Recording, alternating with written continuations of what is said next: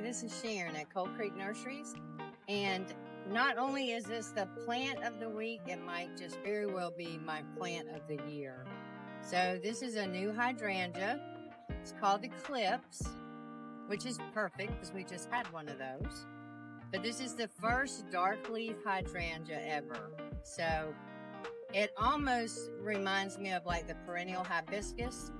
But you can have this color in your shade. It'll take morning sun, afternoon shade, just like all the regular shade hydrangeas.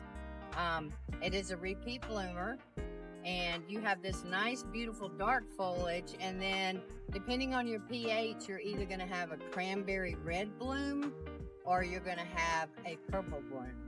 So either way, you can't miss with this plant. I think they'd look great even in a mass. But this is just an addition that you need to add to your garden.